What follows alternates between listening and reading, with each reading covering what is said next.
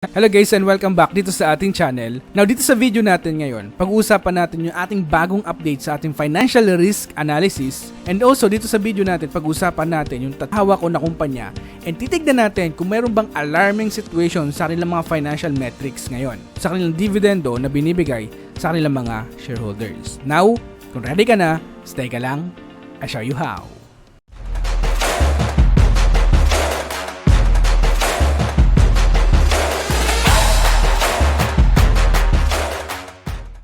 Ngayon, disclaimer lamang bago tayo magsimula. Itong mga mababanggit natin ng mga kumpanya ay hindi to recommendation na bilhin nyo, bagkus do your own research kasi yun ang pinaka-importante sa pag-invest dito sa ating merkado. And naniniwala akong malaya tayong magpahayag ng ating mga saloobin, opinyon, kuro-kuro, or ang ating pagsasaliksik sa mga kumpanya dito sa ating bansa.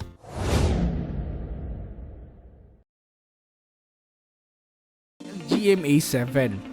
Sa mga hindi nakakilala, ang GMA7 ay meron tatlong segments. Unang-una na andyan ang television, radio broadcasting, and also other businesses. Ang market cap ngayon ng kumpanya ay nasa 40.17 billion pesos. And kung titignan natin, meron na ditong financial highlights and ito ay automatic nang nag-upgrade dito sa ating financial risk analysis. So meron dalawang kailangan natin focusan dito. Ito yung kanilang profit margin and yung kanilang dividend coverage ratio. Now, mag-focus muna tayo dito sa kanilang profit margin. Ang profit margin ng GMA7 noong 2021 ay nasa 33.5% and now in trailing 12 months ay nasa 29.3% na lamang. Yung pag-decrease guys ng profit margin ng GMA7 because of higher expenses. Now, bigyan natin ng focus ang profit margin ng company kung very concerning ba yung pagbagsak ng kanilang profit margin ngayon. GMA7, highest profit margin na umabot ng 33.54%. Ito ay last fiscal year lamang.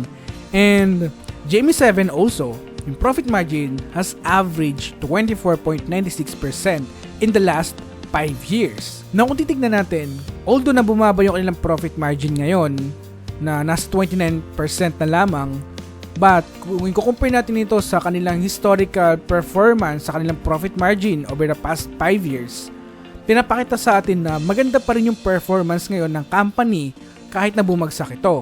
And take note, yung 29% na profit margin, that's a very excellent na profit margin. And also, sinasabi sa atin na very profitable ang ating nire-review na company ngayon.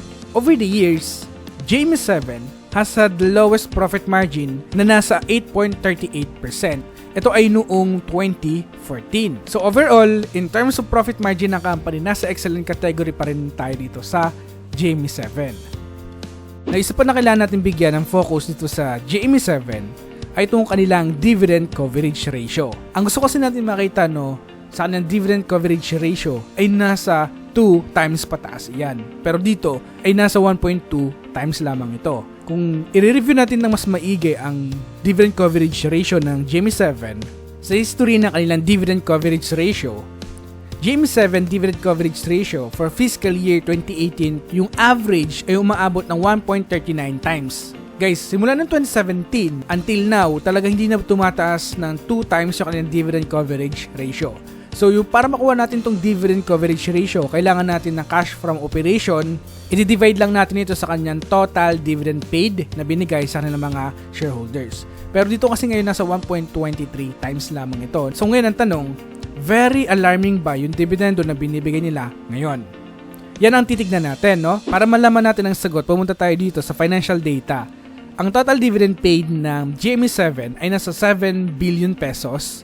Now, kung i-compare natin muna ito sa kanilang free cash flow ngayon na nasa 7.7 billion pesos, mas malaki pa rin yung kanilang free cash flow kaysa sa kanilang total dividend paid. But however, hindi gaanong kalakihan ang diferensya from free cash flow to total dividend paid. Now, isa pa sa kagandahan dito sa GMA7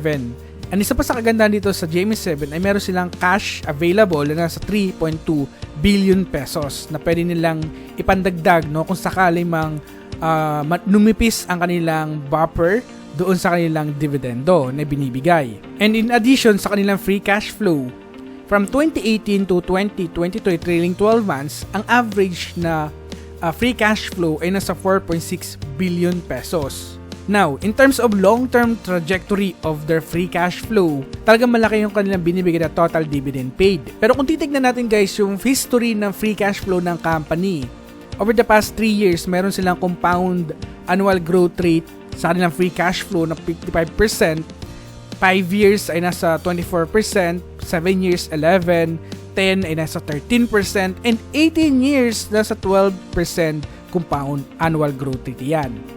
So dito pinapakita sa atin na over the years talagang maganda ang free cash flow ng company. And I think in the near future, gaganda at gaganda pa rin ang free cash flow ng kumpanyang ito.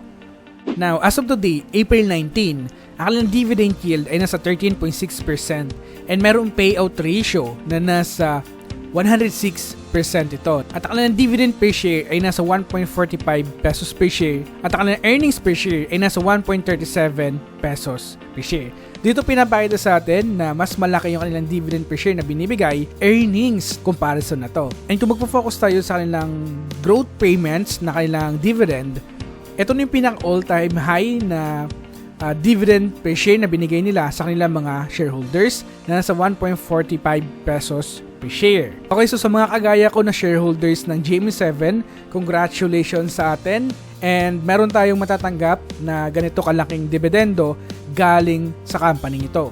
Sa kagaya ko na shareholders ng GMA7, meron tayong matatanggap na dividendo sa May 16, 2023 at nagkakalaga ito ng 1.1 pesos per share. And kung i-compare mo ito noong 2022, bumaba ng bahagya yung kanilang dividendo na binigay ngayon.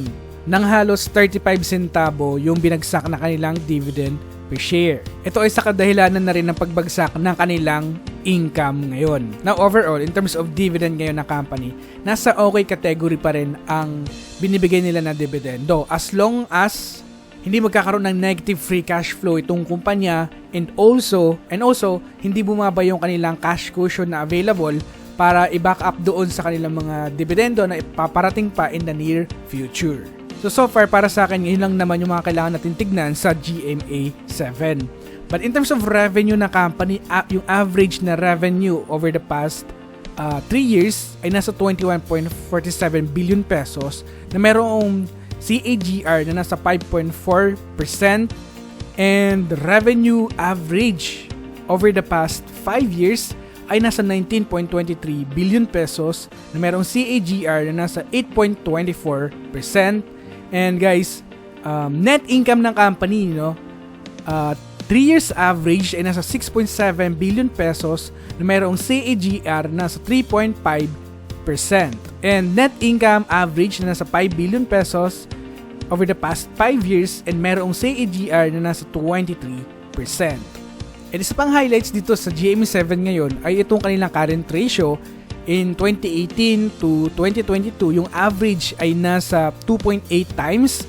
And yung debt to earnings ng company ngayon in trailing 12 months ay nasa halos wala pang 1 month kaya nilang bayaran yung kanilang long-term obligation gamit yung kanilang utang na kinikater ngayon. That's a very, very amazing financial health. And over the past 5 years, yung kanilang debt to equity ay nasa 5.4% lamang. So meaning, in every 1 peso na ginagamit ng company sa kanyang operation, 5.48% ng 1 peso ay ito ay finance through utang lamang. And also, isa pang kagandahan dito sa GMA7 ngayon, mas malaki yung kanilang cash available kaysa sa kanilang total na utang. That's a very amazing performance. Well, in terms of debt coverage naman ngayon ng GMA7 ay nasa 1,419%.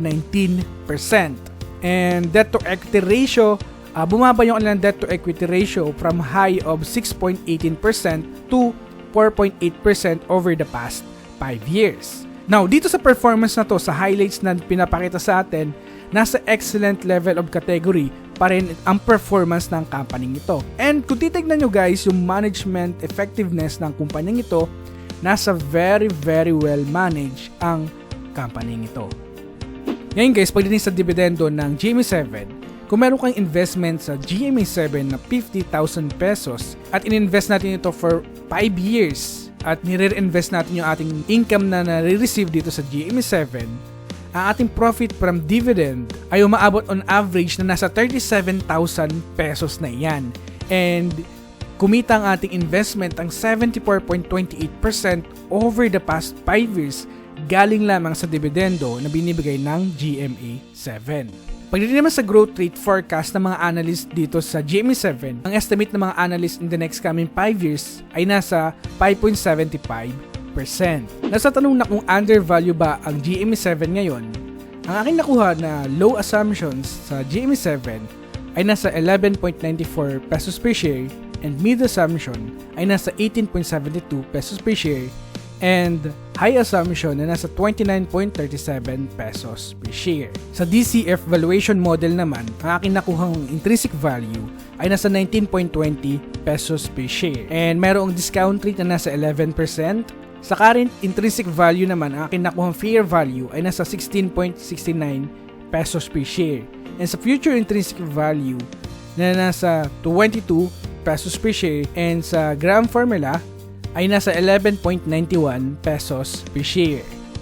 So overall, ang aking average intrinsic value dito sa GMA7 ngayon ay nasa 18.17 pesos per share and today ng time na nire-review natin ito ay nasa 10.52 pesos per share ang kanyang current share price. So ibig sabihin in terms of my valuations na ginamit, ang company ay nasa buy ratings pa rin ngayon and mayroong upside potential na nasa 72.76%.